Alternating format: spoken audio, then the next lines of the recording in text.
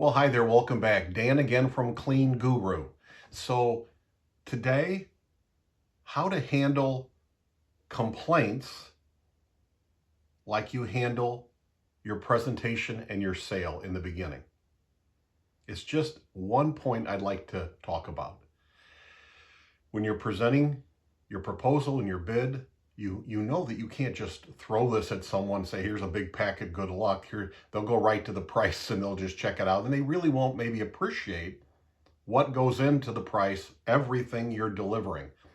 People, remember the old expression we talk about, people don't just appreciate everything. They appreciate what they notice. You come in and you see something clean, squared away, somebody brings something to your attention. You appreciate what you notice. Well, when you're presenting your proposal, you want people to notice certain things that are important about your business that are different than your competition. Same thing on handling complaints. If you just handle complaints, take care of something that someone was really upset about or the ball was dropped, and you just kind of fix it and get out of there, yes, you may have fixed the problem, but you didn't handle it understanding human nature, right? That you really have to make sure that they, being the customer, has gone from unhappy to being happy.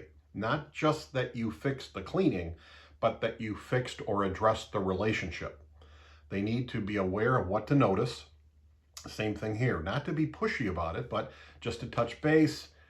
Pam, I just want to let you know, had you had a chance to look at the lunchroom this morning, I did check it out. Last night, our guys took care of it. It's all squared away. I don't know, maybe you visit and take them out there. People appreciate what they notice. You don't want to be the invisible cleaning company all the time. So having this concept of noticing is how we appreciate. Well, sometimes noticing is how we overcome a complaint too, and we get back in the good graces and good relationship with our customers. Till next time, remember, you can do this.